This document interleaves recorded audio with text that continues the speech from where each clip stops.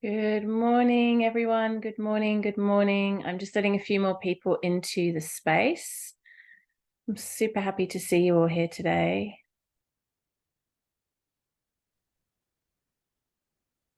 Yay, I can see your beautiful faces. It's so nice. Thank you for joining me. Okay. All right, just letting a few few more in.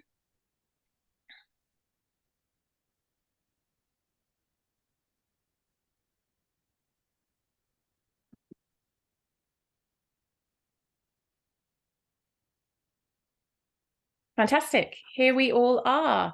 Let's just take a moment to sit for a second, just kind of come to center. If your morning's been anything like mine, it's been a little bit full. So let's take a moment to get grounded. Just take a deep breath and gently close down your eyes.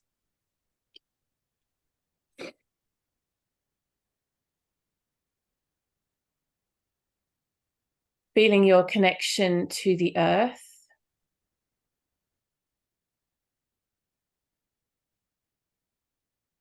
Feeling a connection to infinite possibility above your head.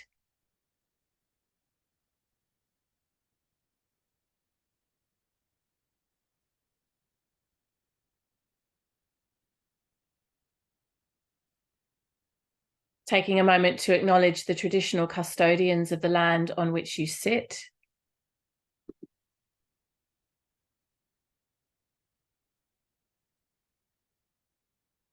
Taking a moment to acknowledge the wisdom keepers in the yoga tradition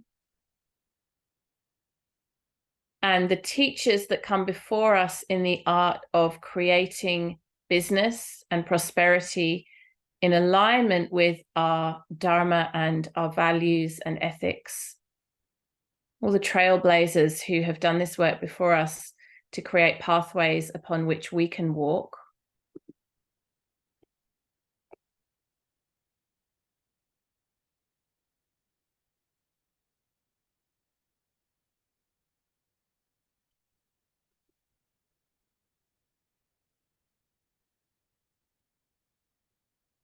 And then taking a moment to acknowledge the wisdom keepers from within our own personal culture and ancestry. And perhaps also calling to mind those ancestors in our line who have success stories around business and around financial abundance. I'm sure in your line there are some who do not carry this torch. But I am also sure that there are entrepreneurs, people who have known how to do this work before us within our own personal ancestry and heritage. So just asking those ancestors to be with us today. Again, so that we may follow in their footsteps.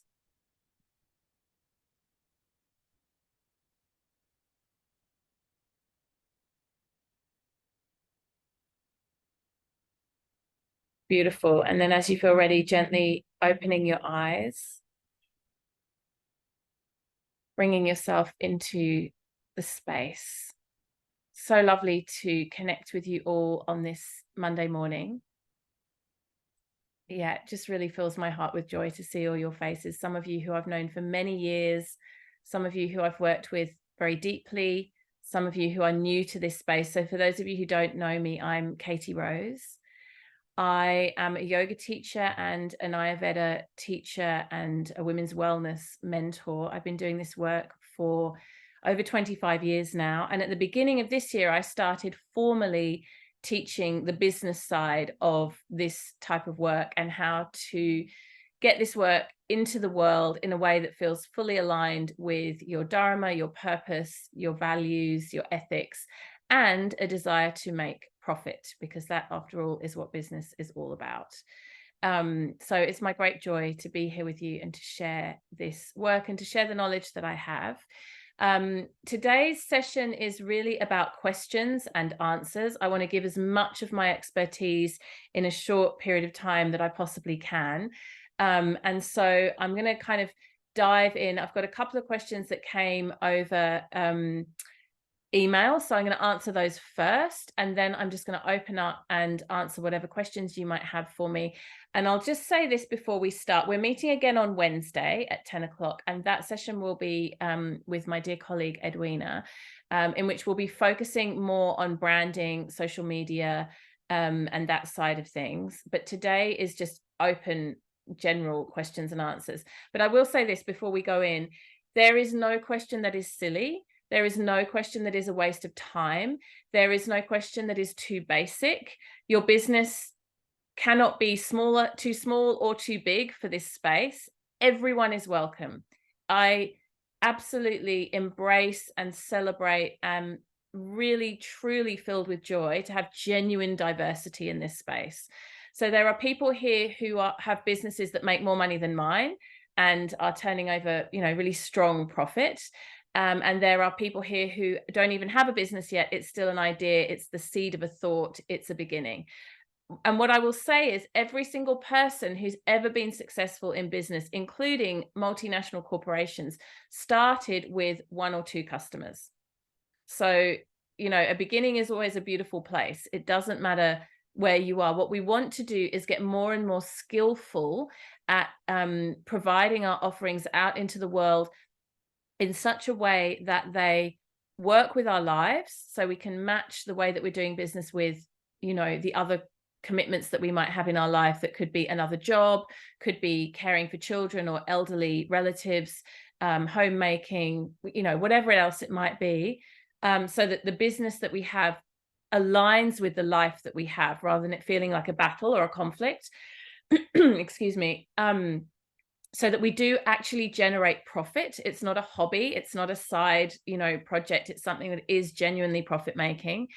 And also so that we feel that we are doing the work that we're truly put here to do. And that can be very refined. Like, I'll give you an example.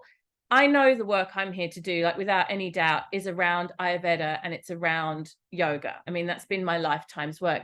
But even within that, yoga and Ayurveda are very, very broad subjects. And over time, I've become more and more niche in exactly what my offerings are, so that they're really aligned with what I want to be doing. So that every time I jump on a Zoom call, or every time I go to an in-person teaching experience, I'm genuinely excited and fired up to be in that space and to be sharing.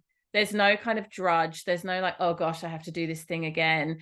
It's really specifically in alignment with what I want to be doing. And it's my wish that you also find that for you as well. I very much come from the belief that the best work that we can do comes from within us and is then shared with the world. It never works to look at the market and say, well, what do people want? What do people need? I'm going to jump onto this trend. I'm going to offer this thing because it seems to be working for someone else. I mean, it can work. I shouldn't say it never works. That's a bit of an exaggeration, but it will always be limited and it won't feel as vibrant and juicy and exciting as when it's really coming from the wellspring of your heart. There are lots of reasons why we don't do that. And social media has a lot to answer to in that regard. We get onto socials and we look at what everyone else is doing and we think, oh, I should be doing more of this. Oh, I should be doing more of that. Oh, this person's already done this thing that I thought I might try and do. And all of those narratives are just so unhelpful. What we really need to be doing is sitting in meditation, is getting out our journals, is remembering what it is that we're excited about and what brings us joy and what sparks our curiosity, and then diving into sharing that with the world. And I can guarantee you, when you come from that place, people will be drawn to it. Even if it's a little bit wacky or a little bit off, like you're not even quite sure, is this even an idea? Is this a thing? Could this work? It seems like an unusual combination. It doesn't fit together. All of those doubts that we have, if it's really coming from your heart and from the center of your power, I promise you there will be a magnetism in that will bring people into your world and into your offerings. All too often, the reason that things don't quite fit or don't quite generate interest is because we're diluting them. We're not really stepping into what it is that we're most excited to offer. And it can be as yeah, like I said, as wacky and as weird as you want it to be. Next week, I'm about to start launching an Ayurveda offering, which is just focused on oil and honey, right? It sounds like such a strange thing, but I've been working so much in my own practice and my own personal nervous system recalibration with oil and honey. And I was like, you know what? This is what's lighting me up right now. This is the work I'm actually doing in my own kitchen, in my own bathroom, with my kids, you know, my self massage. It's the practice that I'm into, and I'm going to share it. So I've created a whole offering. It's going to be called Liquid Gold. And there's a lesson in that already, right? If I just said oil and honey, it's like, okay, oil and honey is a little bit strange, whatever.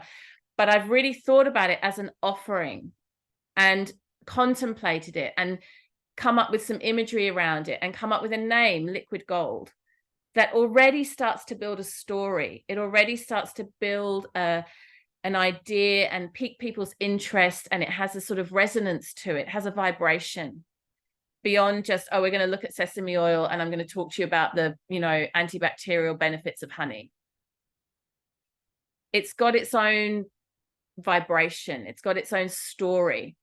And that's part of what I really want to help you guys to create in your business. So whatever the offering that you have right now is, whatever it is that you're doing, the minute you start to think, oh, but it's the same as what everyone else is doing, oh, there's nothing special, or I haven't got enough experience, I need to go and do another qualification, I need to get this particular certification before I can, all the little stories we have that talk us out of taking action, take a moment to come back to yourself, come back to a meditative space, come back to journaling, and come back to the joy.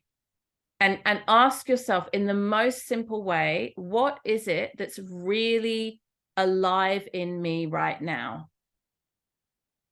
Edwina, who's here today, you know, we were talking over the weekend. She did a post last week that was very, very popular on social media, got a lot of attention around using sesame oil for perimenopause. And it was just like, I don't know how much time and planning you put into that, Edwina, but I know you didn't expect it to be so popular and to gauge as much interest as it did. And it's because it's what she is into right now. She's sharing what's alive in her right now. So bring all the pieces of what it is that's happening in your world into your work. You know, the time in the 50s, 60s, 70s, where we separated out our professional lives and our personal lives, like the sort of Mad Men era, is finished. Like, we are now actually living as holistic beings in complete integration. So if you are working with a particular health concern, or you're working with a particular struggle, or you're trying to pioneer a new pathway, be transparent about it, talk about it, bring it into your work, share it, and even create brand out of it. And I know that for many of you, when you hear this word brand, you might think, oh, I don't have a brand. It's just me offering yoga on a Tuesday afternoon in the local gym. Create a brand. The brand is you. Create a vibration around it, create a resonance around it that you can then step into. You know, that sometimes there's this story with social media and with the way we portray ourselves in the world of like, oh, I don't want to only show all the good things. I don't want to give a false narrative around, you know, how beautiful and perfect my life is, and never show anything, none of the challenges or the struggles. How about a reframe on that you create a presence, you create an energy on social media and in your website and in your offerings that you then step into in order to elevate yourself. So you create the container for your business that you want to step into to elevate yourself. And we can do this financially too, right? If you have some limitations around what you believe is possible, let's say you put on an offering and you think to yourself, I would be really happy if I had 10 people sign up for this, right? And that's your kind of intention and that's your mindset around it. What if you then expanded that and you said, you know what, I'm going to create a container for 15 people. I'm going to step beyond that limiting idea of that 10 would be enough. And okay, you know, it would be great if there were 10. I am creating a container for 15 people. And I'm going to hold space for that. And it's already present on an energetic level. It already exists somewhere that 10 people have signed up into this space that I have created. And you see it and you visualize it. Or it might be 2 people. It might be that you're looking for 2 one-on-one clients. And you call those clients in the same way that if you were dating and you were looking for a relationship, you'd have a list of all the things you wanted in a partner, right? And you'd call that partner in. Same with your business. Like, honestly, hand on heart, all of you here right now, and this is not arrogance. This isn't me saying, oh, I'm so special and I can do magical work. You have been called in by me creating this container. I have decided that I want to do this work. And I want to have women who are aligned with yoga and the values that I hold so dear, who are ready and who want to go deeper and who want to change their own lives and their families' lives by making more money. And here you all are, 26 of you at 10 o'clock on a Monday morning. And I'll tell you something else as well. 10 o'clock on a Monday morning isn't a great time to have a Zoom call. Most people are at work or doing other things, but it suits me. And that's why we're here right now, because I have designed my business to suit my life. My daughter is in daycare Monday mornings and Wednesday mornings. That's it. They're the times I have. So I'll be here holding space. The container is rock solid. It's steady. And the invitation is, please join me, come in. I'm here. It's not, oh, it would be so great if, and oh, I don't know if it will because it's a bad time and I'm not sure. And am I ready? And I'm a bit tired and da, da, da. No, it's like, the container is here. Please step in. The door is open. And that is the end. And it's taken me years to cultivate that. So like I said, no arrogance in that. It's not like I'm just going, oh, just do it now. You know, it's so easy. This is the process. This is the journey.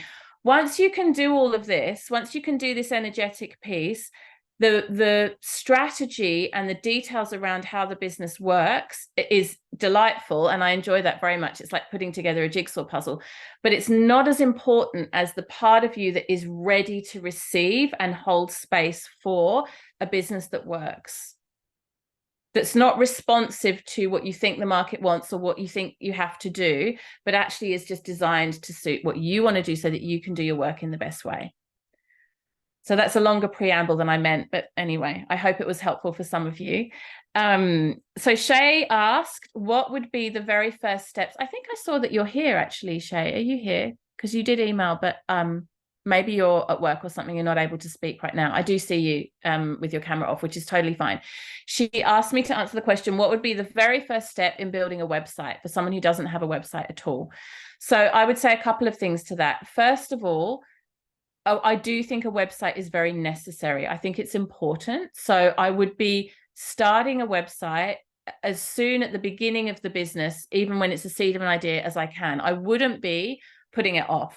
I would definitely be thinking, okay, this is something I need to have as an anchor point to my business that I can add to, change, grow and expand, but it's not something to think too much about, oh, I'll do it later, because again, it's the container, right? The website is one of the containers that anchors people into your life and into your work. So you don't want to leave it too late. If you're starting really on a low budget and you're in a very much a beginning phase with your business, actually what I recommend at the moment that I've seen to work really well for quite a few people is a Linktree that you add a little bit more functionality to. So you might not be familiar with this, but if you've got an Instagram account, you know where you say link in bio, and then you have the little bio at the top and you can click on a link. Many people, and I use Linktree, will then link you to a particular platform called Linktree. I'll write it in the chat. And Linktree then gives you the option to have several different links, because Instagram only lets you have one. I think they're changing that at the moment, but for now, let's say you've just got one in Instagram. You know, you can say, okay, go to my website, sign up for this offering, book a one-on-one session, whatever it might be. So if you're not going to, and then now Linktree has a bit more functionality where you can have things that actually look a bit more like a sales page, and you can also start to charge money as well, and like have people sign up for things. So, and it's very, very user-friendly. It's very easy to set up. It won't give you a lot of flexibility in terms of design and like being able to do lots of fancy things. For that, you need a proper website, but it's a good start. So if you're not ready to jump into having a full-on website just yet, I definitely recommend set yourself up a Linktree and pay a small amount to have it be more functional like a website. Then the next step would be to create a full website. And here's something I would say, for sure, when you first create your website, think about having an offering on your website that costs money somehow that people can opt into, so that whatever fees your website is costing you, you can start to pay, it can start to pay for itself. So a low cost item that allows people to pay, you know, $20, $30, $40, that you might get a trickle of income from, that brings people into your world, but also helps to pay for the fees of having the Linktree or the website or whatever it might be. It's also important to have free opt-ins as well, where people can opt in and they don't have to pay anything at all, but that's another conversation for another time. We can get to that later. Can you use an iPad to create websites, or do you need a laptop or desktop? I would say you can, but you will be a lot better off with a laptop or a desktop. So yes, you could, but you can even use your phone, especially with Linktree. The functionality and the capacity to make it look a lot better and work a lot better for you will be much easier on a laptop or a desktop. And if you're going to run any kind of business with an online component, you're going to need a desktop or a laptop eventually anyway. So I would say invest sooner rather than later. The other question that I had sent via email before we open up is around in-person offerings. This was from Lisa Gackle. Lisa was saying that she's wanting to start basically a yoga studio with some additions, possibly a cafe, possibly Pilates, some other elements. There's so much I could say on this. I mean, we could do sessions and sessions on this. I've run yoga studios for many years.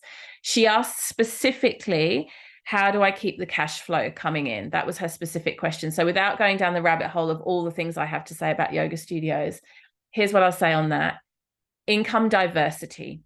So within whatever it is that you are offering, whatever your niche is, whatever your target audience is, whether it's in person, and this also applies online, think about different strands of income coming into your business. Even if your business is just you as one individual, never put all your eggs in one basket. If you're a yoga teacher and your sole income or your major income is coming from running around town teaching lots of classes in different places, and I know there's at least 2 or 3 of you on this call, it's what happens if COVID hits? What happens if the studio closes down? What happens if, I mean, a million things can happen, right? You really want to have diversity as much as possible in terms of your income revenue and your streams of income. Now, I would say in an ideal world, and I've worked really hard to create this in my business, that some of that should be passive income, meaning you have the potential to generate income without actually showing up hour for hour. So it's not just a trade of your time for money, but it's your intellectual property and it's your expertise for money. So people might be downloading things that you've created. They might be doing trainings that you've already created and they're watching recordings. It might be a combination of live and like could be live on Zoom and then pre-recorded content. But there's some element that isn't just all you showing up for your time equals money, because there's only one of you and there's only so many hours in the day. So you're always going to hit an income ceiling with that model. It's very limited.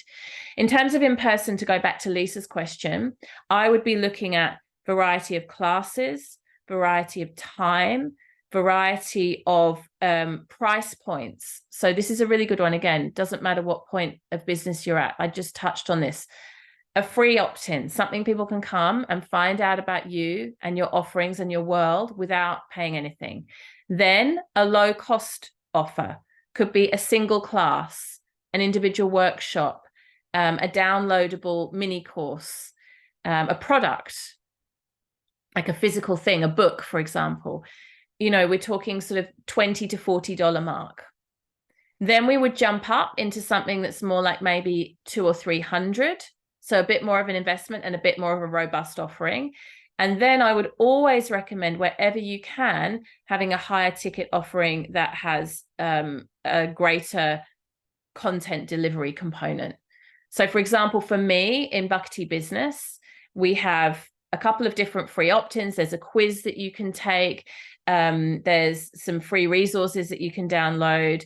Then I also offer $97 classes. Some of you took the $97 upgrade to the summit. That's why you're here. I am going to be running some copywriting classes that are $97. So that's the next level. And then we have the signature program, which is $2,000. And that's much more of an investment financially, but also a lot more of me and a lot more in-depth one-to-one high-touch support. So there's a framework there, a tiered framework. What might that look like for an in-person experience? It might look like your first class is free, then you can buy one class, or you can buy a bundle. You can sign up for memberships. And then we also run workshops, special events, and possibly a teacher training program. So there's a tiered system. And no matter what your business model is, you always want to look at that spectrum. And that's going to diversify your income, but also generating income from different sources, not having all your eggs in one basket, because the world that we live in these days is not, it's changing more rapidly than ever before. And if everything is fixed in one place, your security is not stable. So that's even part of the reason why I created Bhakti Business as a separate arm to Bhakti Rose, which is my yoga and Ayurveda business. I was like, actually, I want to diversify as my business is expanding and growing. I want to diversify my income streams and have two separate businesses, because that provides some safety and security for me. That if one isn't going so well, I've got the other one. And then if the other one has a slower month, I've got, I can be moving between these different sources of income. And depending on the scale that you're at, you can expand or contract this model, right? If it's just you on your own and you're working as a yoga teacher, or you're working as a practitioner of some kind, okay, look at that model and see how can I apply that to the offerings that I can individually offer. If you're running a studio or a bigger organization, the same model applies. So they were our pre-posted questions. Let's jump in. I would love for you to, if you want to pop a question in the chat, go ahead. I will answer it. If you want to take yourself off mute and tell me something that's going on in your business that you have a question around, I'd be very, very happy to jump in and answer those.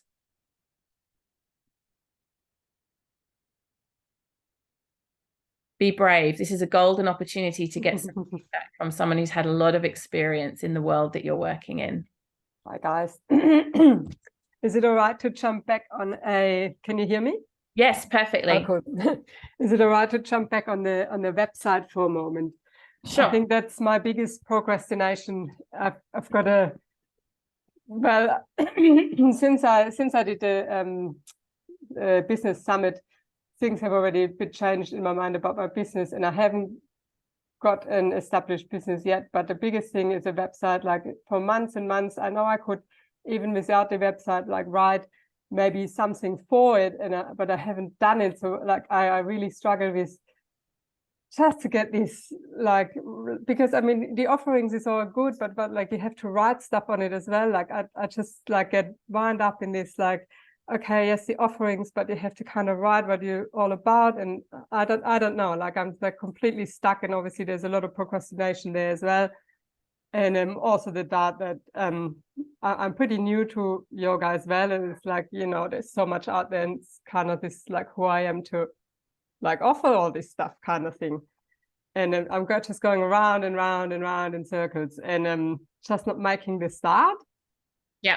Okay, well, you've done something really amazing because you've signed up to do the training with me. So you're already well on track. Yeah.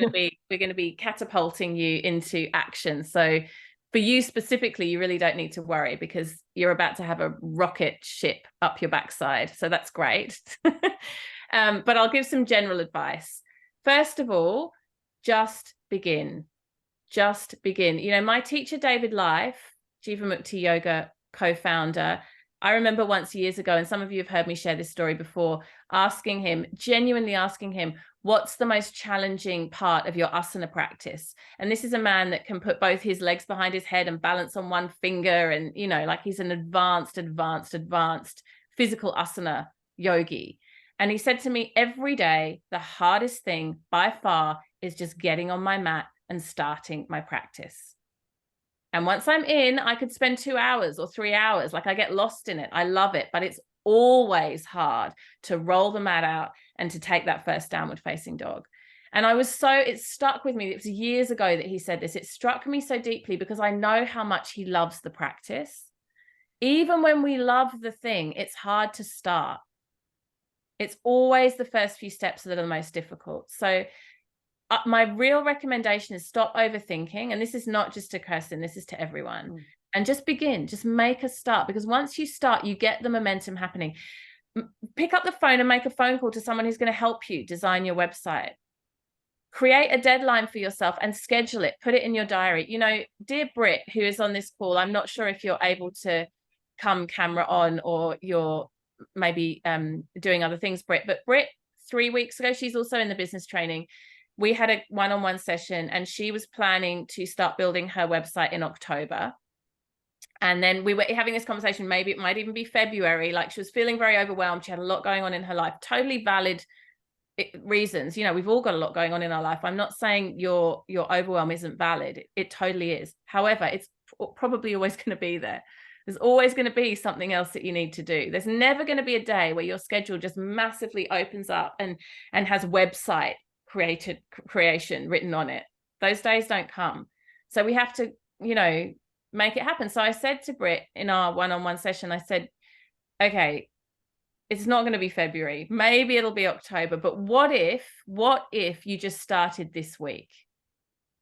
What if you just stopped putting it to October, which just creates a whole thing to worry about for October. It's like this big shadow hanging over October of the website's got to be created. What if you just started this week? And then she broke it down into 1 week chunks. We created a little grid of like what she should do each week. Okay, this page on this week, write the text, etc., etc. And it's done. Can you come off mute, Britt? Do you want to tell us something a little bit? How do you feel about your website? Is beautiful, by the way. Hi, everyone. Yeah, I think the main thing was that like I do overthink things. So I literally couldn't imagine the month or 2 months ahead of me fitting it in. And then when Katie and I broke it down into, okay, I'm going to do 1, 2, 3 in week 1. I'm going to do, you know, XYZ the next week. I was like, oh, like that's actually doable. So it was just really working step by step with a really basic plan, to be honest. But it was just like, the mind had something to focus on that was like, oh yeah, I can do those little things. So yeah, it was, like quite unbelievable actually how, I really didn't believe that I could get here in this time frame. Yeah. And it's beautiful and it's done. Can you pop the link for your website in the chat so people can go and have a little sticky peek? And she's even put some offerings up. She ran a pop-up class. She is starting to sell some stuff. And it's not even September yet, let alone October. So it's just begin. Another helpful reframe I use a lot in my business. I've been using this for years and I still use it now. 2 things. I schedule in my own calendar blocks of time to do things on my business that I know need to be done, especially the things I don't enjoy. So if I know I've got to like sit and do a whole load of boring admin in the back end of my system, which I use Kajabi, I'll block a time to do it. And then I hold myself to it in the same way that I would a regular job, like as if I was working for someone else. And that's my other tip. So the second tip is imagine that working on your business is exactly the same as something you've said that you'll do for someone else. It's your job. You know, people say to me a lot, how do you find the time to do all the things you do? How are you so productive? And my honest answer is, it's my job. It's what I do to make money. I'm running a business. It's not like a hobby. It's not something I do if I have a bit of extra time or if I feel I'm in the mood. Like, if you have a normal job, like my son works in Target. He's 17. He doesn't get to turn up at Target and go, oh, I'm not really feeling it today. I don't think I want to stack shelves. It's like, we're paying you. You turn up, you stack the shelves. In fact, the other day he got put in on women's lingerie, which he hated. He's a 17-year-old boy. And he's like, I tried to ask my boss if I could do something different. He said, no, just, put the bras on the shelf. That's your job. That's what you're here to, it's what you're being paid for. You have to see your own business in the same way. You don't get to have a dialogue with yourself every morning about whether you're feeling it or not. Just get on with it. Do it. You scheduled the thing, do the thing. And the scheduling helps with that. So at some point when you're feeling like you have some capacity, when you feel like you have some like spaciousness in your mind, that's the moment to catch yourself to do the planning. And if you're struggling with that, that's when you might need the help of a mentor or some support. Like, I've used coaches and mentors myself to help me do that around my business, to do strategy planning. Usually now I plan at least 6 to 9 months ahead. Like, I know what I'm going to be offering. I know what I'm going to be selling. I know what content I've got to create. I know what marketing I'm going to do. And I plan that, and then I just stick to the plan. I show up and I execute the things I've planned as if they were my job, because they actually are my job. So self-accountability, schedule it in, don't let it be negotiable. I mean, of course, if a disaster happens or, you really can't do it, then you really can't do it. But I'm pretty hard on myself. Like, if I've said I'm going to do something, I'll stay up late. I'll forfeit, if I've got a kid off school sick, I'll say to my kid, I can't sit with you and play games. I've got work to do. I don't let things like a sick kid or the internet went wobbly or, all the excuses we can make. I still try to do the things I've said I'm going to do within the time frame that I said I was going to do them.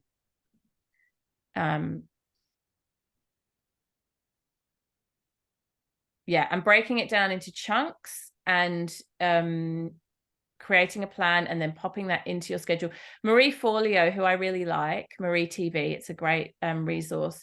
She says, if it's not scheduled, it's not real. Like when you say to a friend, oh, we must catch up for coffee sometime, or, it'll be lovely to hang out, but you don't actually make a plan. It's probably going to be another 6 months before it happens. You have to schedule it, even your own stuff. As more importantly, your own stuff, because it will be the thing that always gets put to the bottom. Is that helpful, Kirsten? Beautiful. Thank you. Very helpful. Thank you. Especially the story with your son. Like, you can't have a dialogue every morning. Yes. Really, yeah. You turn up to work. It's like, yeah, true. Just do the job, and for example, if it's like, okay, I've got to write content for my website. All right, how many pages is my website going to be to begin with? Maybe 3 or 4 pages. There's going to be an about page, a contact page, an offerings page, and a home page. Let's say that's 4 pages. So then you say, okay, in the next week, I'm going to write the content for 1 page every 2 days. So within 8 days, I've written the 4 pages worth of content. And it just has to be done. That's it. Adele's saying, if I love my work, it doesn't feel like work. And if I'm not loving my work, it means I'm not doing the right thing. Yes and no. Because you can love your work fundamentally, and then there can be days when you don't feel like it. And there can also be parts of it you don't love. And they still have to be done. Or when you get to the point where you can budget for it, you can outsource. I mean, a lot of the things I don't like doing in my business now, I have support. I have a team that can support me and do a lot of my stuff is outsourced, but I've worked towards that. In the beginning, I did absolutely everything, and there were parts I didn't like very much. Who has another question? So Katie, I actually popped this in the chat, but I'll go ahead and say it here. Okay. When you were talking about schedules, that actually hit the nail on the head for me, because I was just talking about it earlier today, thinking about what my schedule is going to look like when I'm off on my own. And my preference is to work while my children are in school. But I think my big fear is, am I actually going to be able to attract people, especially people paying clients during that time. Cause like you said, it's like morning and early afternoon time. So I was just curious because I said, I know you said that you are able to build your schedule around what works for you. Has that always been the case, or did you have to be more flexible earlier on until you have built more of like a student base or a client base? Yeah, it's a really good question. Look, there are some compromises involved, and I do sometimes work at times that don't completely suit me, but I'd say 80 to 90% of the time, it's just I'm available now, and if at these times, and if that doesn't work, I can't do the thing. And what tends to happen is clients will come to you for whom that also suits them. Like, so for example, you might find you get a lot of clients who've got kids in school, and it's actually really perfect for them because their kids are in school, and like you, they've got that window during the day. I also think that more and more people have flexibility in their work. You know, it's that the real proper 9 to 5 doesn't exist anymore in the way that it did. So I think many people can find an hour here, find an hour there, find some flexibility to show up for things they really want to show up for. Also, people are willing to do things on weekends more, you know, like it's just, there's a lot more fluidity than there used to be even 10, 15, 20 years ago. The other part around that is if I'm stressed because my childcare situation isn't easeful, or I know that I'm not going to have full energy or presence, I'm not going to do a great job. So I'm really keen to show up fully present and fully available. And I know that the windows of time I can do that are the times within, you know, school time and when my daughter is in daycare. And then there's a lot of working around kids and juggle and other things happening, but that's not like this type of time where I'm actually live and teaching. But, you know, some of you, I've told this already, I moved my desk space into the middle of the house. Like I don't have an office that's like off privately somewhere, because I rarely get time to go and sit there and actually work in a way that is concentrated and focused. Instead, it's like right in the middle between the lounge room, the bathroom, and the kitchen. It's plonked there, like little work zone, so that I can, you know, while my daughter's playing in the bath, I can watch her and send a few emails. When I'm cooking something and I'm waiting for it to simmer down, I can, you know, get on the website and tidy up a couple of things. I'm always working in tiny little increments in between busyness of life happening. And that's another, I've really expanded into that skill set. That took a while. You'll find in the beginning, it's hard to concentrate and to move between tasks like that. Like that can be really quite difficult, but it's a skill you can definitely cultivate. And particularly as a mum, but, you know, even if you've got other demands in your life, it's a really helpful skill to have. But the scheduled time, the real like thinking time, the deep work, it needs my 100% focus time, I map that out, and that time is very sacred and utilized for things like this, you know. So yeah, to go back to your question, Kat, I do think people will come. I definitely think people will come. I think that it's all about boundaries and clarity and communication. Yeah. Thank you. Thank you. That's really helpful. Hi, Katie. I have a question. Please go ahead. Oh, Sandy, First of all, I can't believe Crystal's 17. But sorry, can you hear me now? Yeah, that's better. That's better. Okay. I did put my question in the chat, so if that is easier, feel free to read it out in the chat. Okay, let me scroll back, but you can say it too. So I just wanted to ask about social media and how do you keep up with like all the trends and what you're supposed to do to schedule posts and hashtags? Because I know it changes all the time, and I find it so exhausting to keep up with what you're supposed to do. Yeah, it's a great question. The short answer is Edwina does it for me. So Edwina does most of my social media management these days. She's incredible. And she's all over that stuff because she runs an agency that, you know, does that type of work. But even with that said, and I might get Edwina to jump in and say something here. With that said, look, the algorithm's a pain in the ass, and it is always changing, and there's so much like that we could be doing, and there's always that feeling of, oh, I could be doing more, I could be doing this, I could be doing that. At the end of the day, if you just keep showing up consistently and you do your best work, then people will come, right? It's the same answer. Like, yes, I could spend hours fiddling around with the algorithm, hashtags, blah, blah, blah. But if I just drop into myself, really think about what is it that's alive in me right now that I really want to share, and then share authentically from that place, they're always the posts that get the most likes, the most shares, the most traction, because they've come from truth. They've come from the heart. Whenever we try to get too clever or too strategic, often we come up against problems. I mean, just recently we did a whole thing where we were expanding the algorithm, and like, I don't know, some whole tech thing that I don't really understand. It sort of worked, but it didn't work nearly as well as when we got people to share their insights from a recent training in exchange for being entered in a giveaway. That worked like super, super, super well, because it's organic, you know, sharing. So for me, social media was one of the very first things I outsourced in my business, because it's a time pit.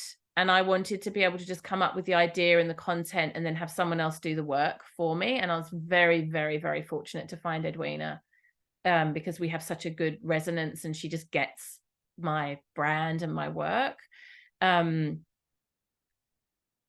If you love social media, then by all means, you can spend a lot of time there. But be very careful, because social media is one of those things that can be what I call busy work, which is where you're basically pretending to work. Like, you feel like you've done something because you've created a bunch of social media posts, but it hasn't actually brought people into your business, and it hasn't actually made you money. Busy work is really easy to do, because it gives you a little bit of a dopamine hit, like, oh, I did something.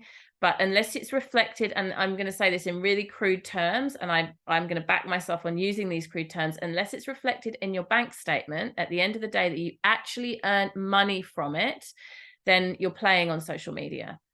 So it's about strategy and like finding really clear ways. Like, for example, and I'm sure some of you have received these, when I have a new follower on my social media account, I always send them a direct message, and I always offer to send them a free ebook or a free mini training.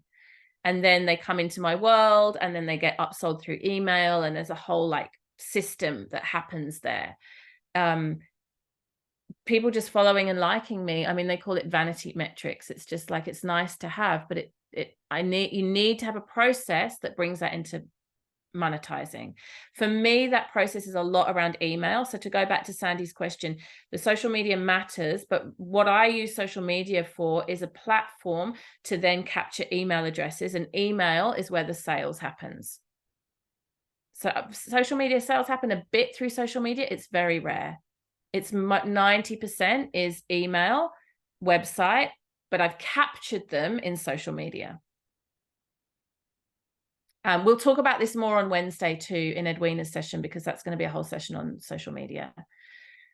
How do we sit in the space of Instagram when it doesn't really feel authentic to you? I know I need to be present, but it's less than my passion. Is there a place where we can outsource social media that isn't going to cost us a lot? I'm at the start of my business, so I don't have a big budget.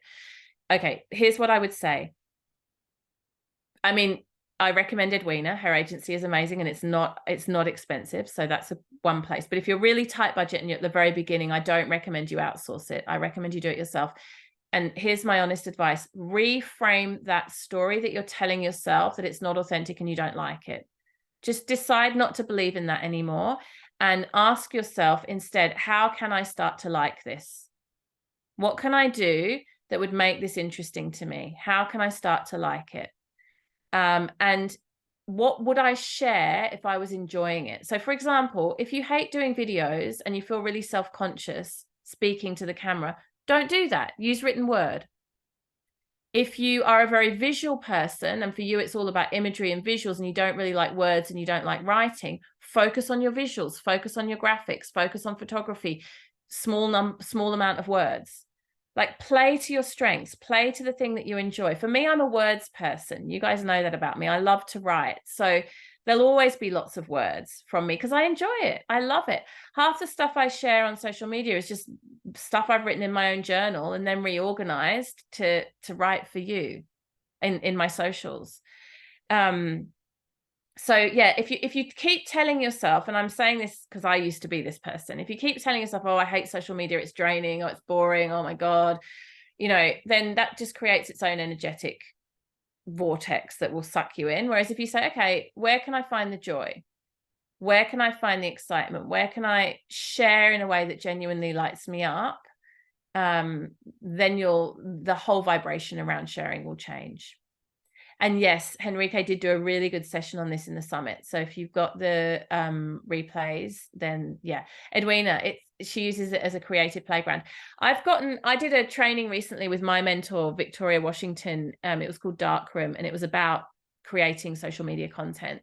Edwina and I did it together. And that was such a great training for me because it just reminded me how creative we can be in that space. Like we can play in that space. We can create beautiful content. Edwina and I created a whole reel around Mary Magdalene and the Bhagavad Gita on the back of doing that training. And it's actually pinned on my Instagram. So if you go to Bhakti Rose, not Bhakti Business, Bhakti Rose, bhakti.rose, you'll see it pinned at the top there. We had so much fun creating that. Like for me, that was a genuinely, it was a spiritual experience. Like we were creating something that was very beautiful, that was really resonant with what I was interested in and teaching and researching and reading about at the time, and still am. And it was an expression. It was like a piece of art. So it can be like that, instead of being like, oh God, I have to post twice a week. What am I going to say? It's, it's so draining. And, I get all of that. I get that too. But just choosing to see it differently is an enormously helpful step. Katie, it's Julia. I just had a quick question. Please. I have been teaching for a while, but have just moved town. So it's basically new here, and I'm trying to set up my own business, but not at a studio. So there are a couple of studios here. So I'm just wondering, basically when you pull the pin, or on paying rent to, community halls or other places and not getting people in to pay, or how many classes to offer. I feel like I'm a bit stuck in the middle of there needs to be offerings there for people to come. But if I'm paying out, $80 to $100 a week and, 2 people turn up, I'm $60 down if I'm charging 20, yes. Do you know what I mean? Like how and when do I stop? How long do I go? How long do you, how long have you been going already? I arrived in January, and I did start at a studio for 3 months, and that didn't really work out. It's just student didn't come to my classes. And then I in about mid-June. So it's mid-June, July. Now we're 2.5 months properly. And are you teaching, what town are you in? Is it like a small country town? Yeah, Jindabyne, small country town. Yeah. And with the classes that you're doing, do they have a particular focus, or they're just general kind of yoga? Not just, but they're general yoga classes. I sort of modeled them around because my idea was to sort of hopefully grab the ski tourists. So I did a morning class to get up and moving. So it was quite a dynamic class and sort of labeled like that. Then a midday or mid-morning class, which is sort of a maintenance general class. And then an ease out class at the end of the day. So still, asana based, but breath centered yoga and possibility for some pranayama or meditation in a couple of them. It's just been really how many tough. How have you been marketing them? I have put posters up, where I can over town, and drop them into businesses. So sort of hard copy, and then the Instagram, which I'm not used to, but I had to start, so I'm doing it. And I just every week I put up basically a post with the times. So it's very bland, but it's the information. So I'm sort of using that at the moment, mostly like a billboard. So that does go up every week, and I share that to Facebook, to the notice boards that are here. But still it doesn't, it's drawn a few locals, a couple, like I'm talking five or six. you know, over that time. But yeah, it's just tough, and it's. I hear you. I get it. I just Okay, sort of let me throw a whole bunch of ideas at you, and you can just see what lands. First of all, I would definitely not be focusing on marketing to the tourists, because you'll be looking at a constant turnover. It's really hard. You'll get someone for a week, a couple of weeks, and they go. Then you've got to find new people again. Like, definitely too hard. So if the tourists come, that's great, they come. But actually what you really want to do is focus on local people who will come consistently over time. And then you'll generate some predictability around the numbers. I would, to answer your very first question, how long till you really know if it's worked or failed? My personal opinion on that is 6 months. So I think you really got to invest time. This is for in-person. Okay. Online is different, but we're talking in person now. Any class that I would schedule new when I was running yoga studios, that class always got 6 months before I decided if it was working or not. It takes time. So in your head, you've got to just decide, okay, I'm going to give this 6 months. I'm going to keep going no matter what. And I won't get disheartened. I'll see it as a 6-month project, and I'll build it up slowly over that time. It does take time with in-person to build traction. The other thing I would do is I would minimize the regular schedule, so you haven't got a constant outlay drip of money going out.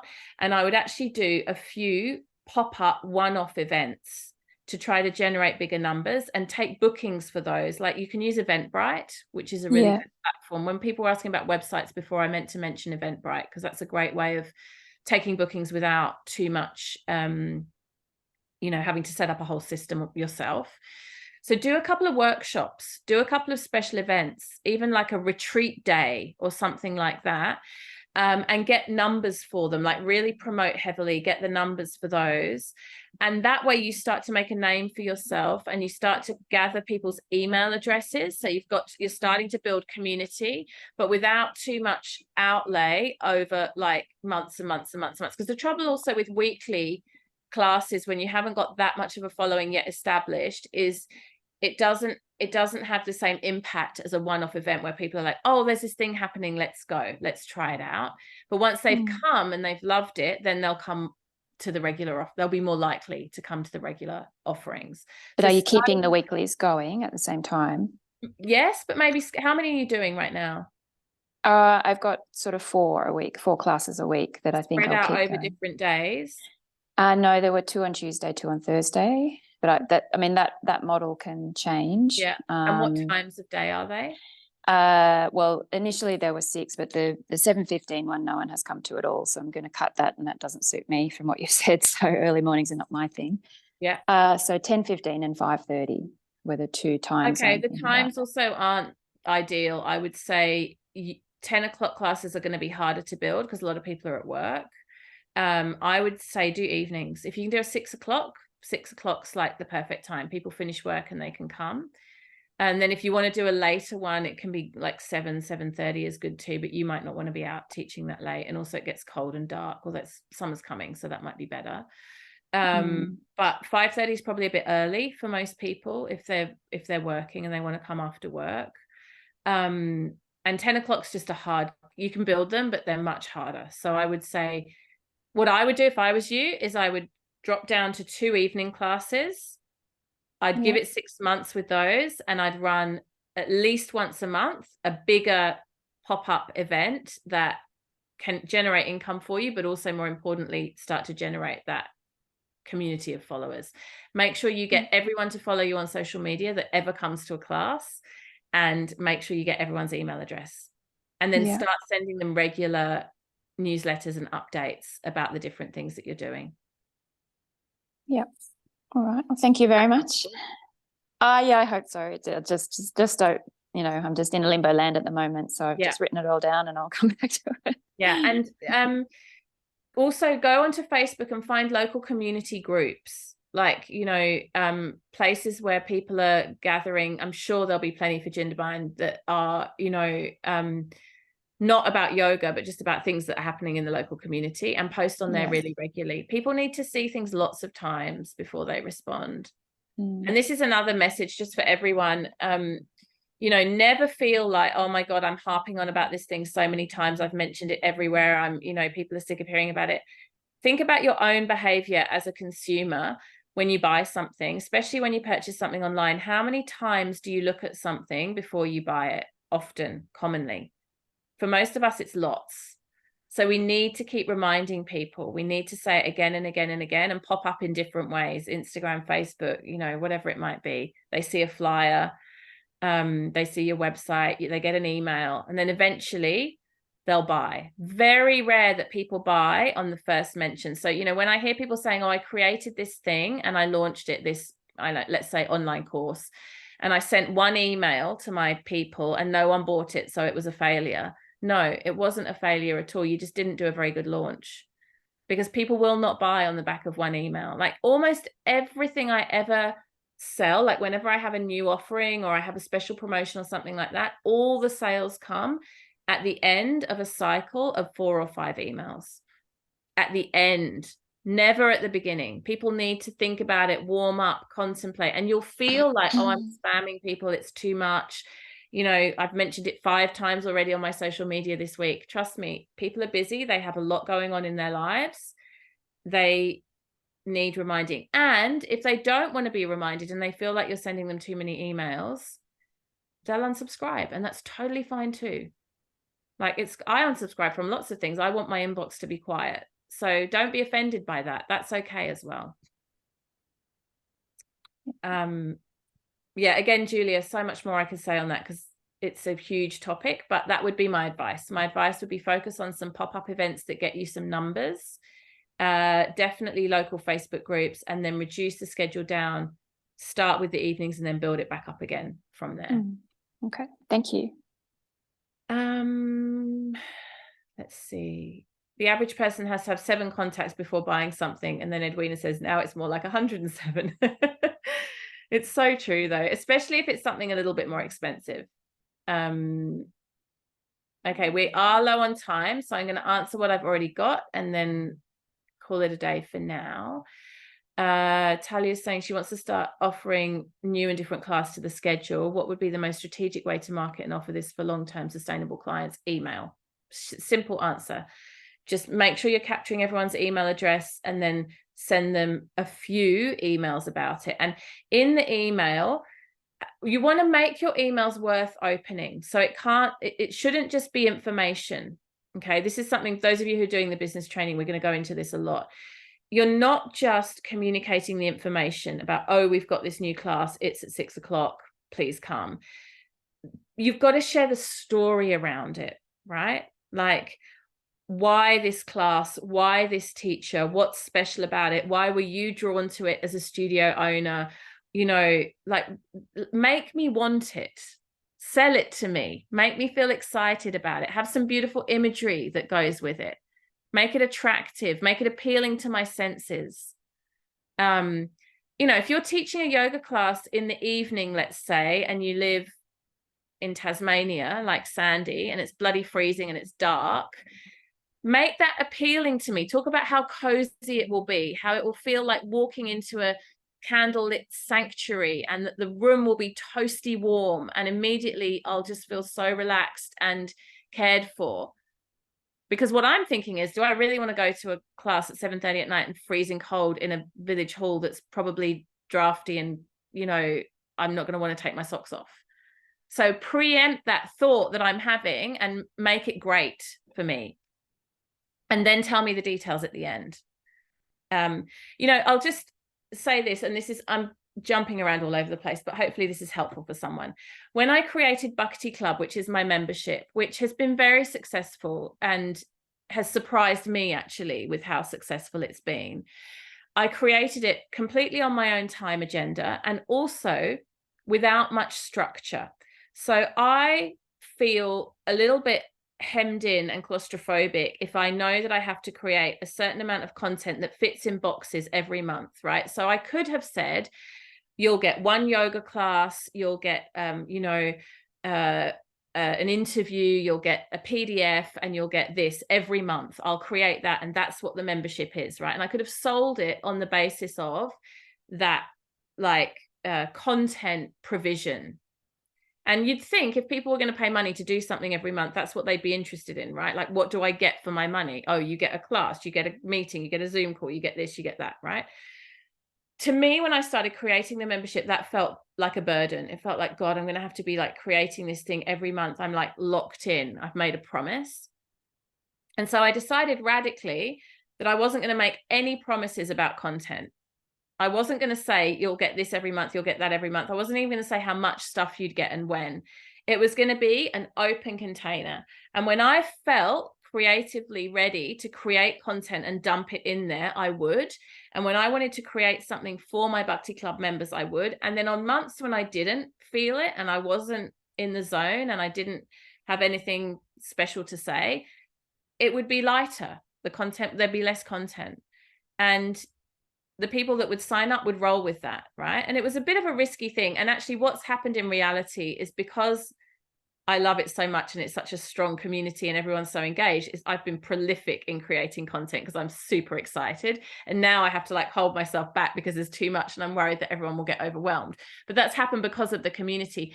But it still doesn't have a structure or a form. At the beginning of each month, I literally sit down and go, what do I feel like creating? I'm going to create it and I'm going to put it into Bhakti Club.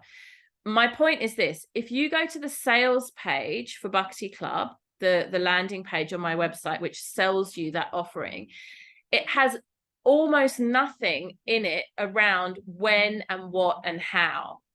It's all about, it will make you feel this way. You will become part of a community. You will be receiving guidance and teachings in areas of your life that you might be struggling. It's all about the selling of a feeling, really. Like if we talk about it in yogic terms, it's Vijnanamaya Kosha. It's the emotions and the feelings. It's not the mind. It's not Manomaya Kosha. It's not like, okay, it's this on a Tuesday and that on a Wednesday, and can I fit it in? It's like, I don't even know what the schedule's going to be. Sorry, you'll just have to wait and see each month. But what I can tell you is it will be great content because it's so alive in me. And the guest teachers will be awesome because there'll be people that I'm really resonant with. And in that way, people are just magnetized to it because they actually don't care that much, like what's the time and what's the day. And, you know, it's much more about what's the feeling. If I really want to be present for this thing, I'm going to show up for it because it feels good. You like I'm thinking about, for example, Sarah, who's online business manager, right? And her offerings. So Sarah could have a whole lot of stuff on her website about, you know, this is my package and this is what you can, you know, I can do virtual assistant work for this amount per hour and I can help you sort out your database and I can help you with your emails and blah, blah, blah, blah, blah, right? Standard stuff for a VA or for a online business manager. Or she can talk emotionally to me about what I need help with. Do you want me to help you? Would it be amazing if your business felt organized, if you had systems, if you had structures, if you had someone to bounce ideas off, if you had someone to help you get on top of that admin load that you're drowning underneath? And my answer to those questions is yes, I want that. Help me with that. And then we'll talk about all the logistics. But the logistics don't feel important to begin with. What feels important is you're going to solve my problem. You're going to help me with this thing that feels like a burden. Because we're running the business, we get very caught up in the logistics because that's the important part to us, but the customer doesn't care. The customer cares about, find me a solution to my problem, or not even my problem, just entice me. Make me feel like I really want this thing. And the way that you'll do that isn't by thinking, what does my customer really want? It's by thinking, what do I want to offer more than anything else? A very potent question to ask yourself is, if I knew people were going to buy this thing and it was going to sell out and make me a lot of money, what would I offer? If it was guaranteed to sell, what would I put out into the world? Because actually that's the thing that will sell.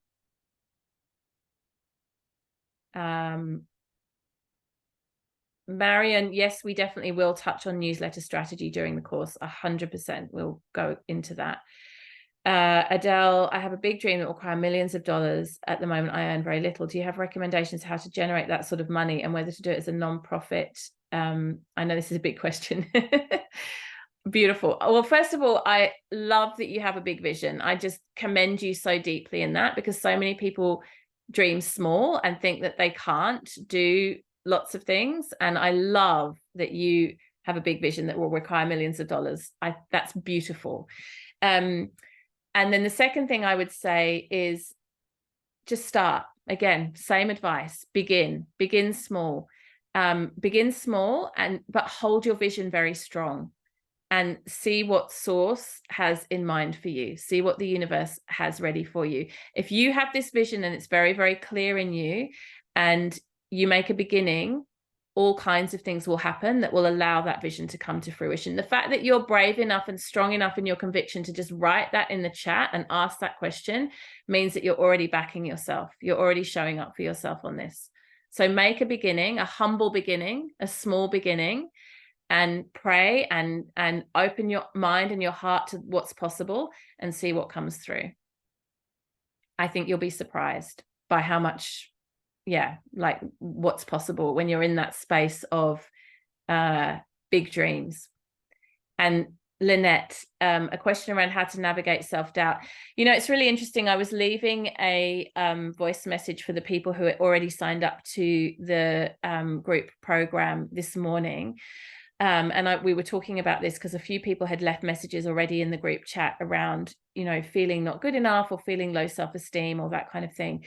And I actually said, and I hope it didn't come across too harsh, I said, you know, we're not going to create a lot of space and energy and time for that type of conversation, because it's not helpful. It just, you know, where you put your energy creates more energy. So if you allow yourself to spend a lot of time in thinking around, I'm not ready, I'm not sure, I'm not ready, I'm not sure, that becomes a samskara. It becomes a deeply embedded reality that you create for yourself. Now, I'm also not advocating, and this is really important, I am not advocating that you put yourself out there to do things you're not ready to do, or that you sell a false promise, right?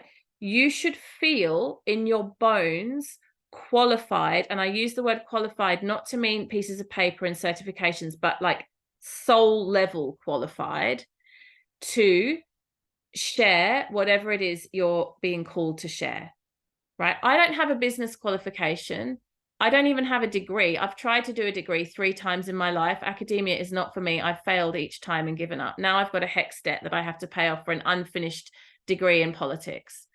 I don't have any business training formally. I left school at 16. Like, you know, I am not qualified to be offering business training in any way. But what qualifies me is my lived experience and my passion and my conviction and a knowingness inside of myself that this is the right thing for me to be doing. This is the next step on my path.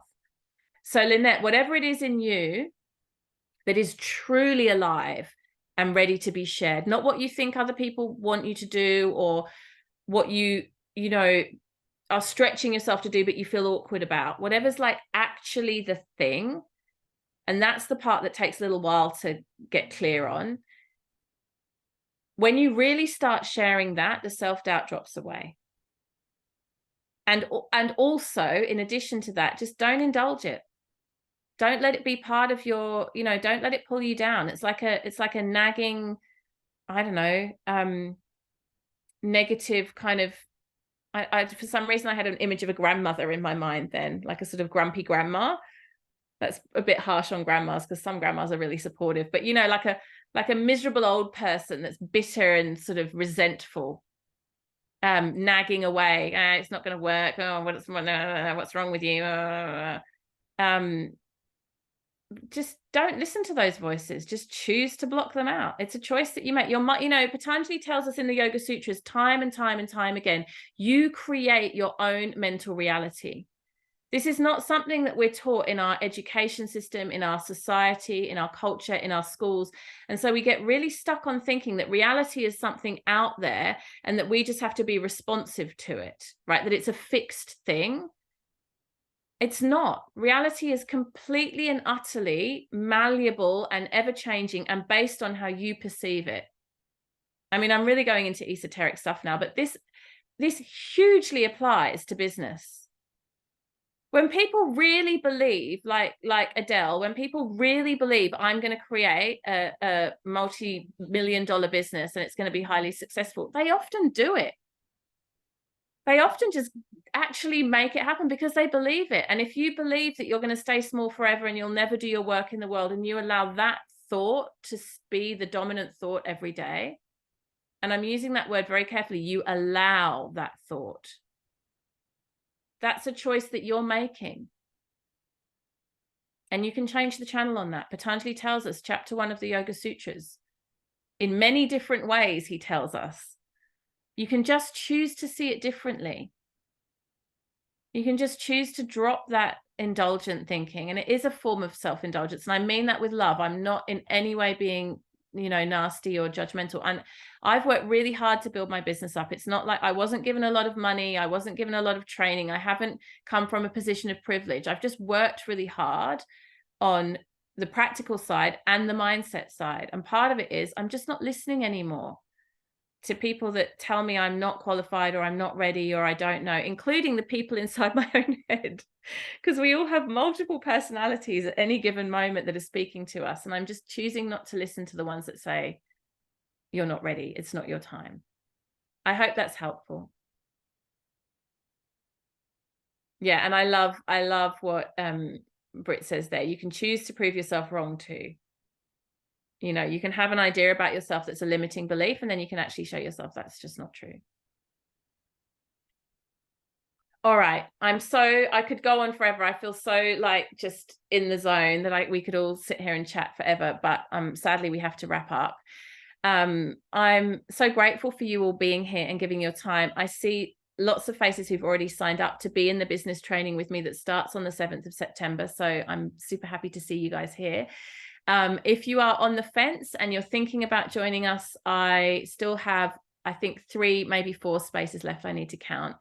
But we still have space. It starts on the 7th of September. There is an extended payment plan available to you. So you can join up for $100 a week, spread out over a number of weeks, and start, you know, with a low budget kind of beginning entry level. You get a lot of my personal attention. You get a lot of me giving you specific guidance on your business. It's not just general one size fits all kind of business foundational advice. It's specific to where you're at and what's going on for you. So if you have a dream of starting a business, if there's something on your mind that you would like to begin and you want support with that, I would love to be the person that can support you to bring that into fruition. If you've got any questions, don't hesitate to reach out to me. And if you're available at 10 o'clock on Wednesday, you are all invited to come back and talk more about social media. That's with Edwina, but I'll be here too. And we're going to dive into branding and social media a little bit more. But for now, thank you so much for joining me. Have a beautiful week. And don't hesitate to reach out if you want some more support or you have more questions. Lots of love, everyone. Thank you.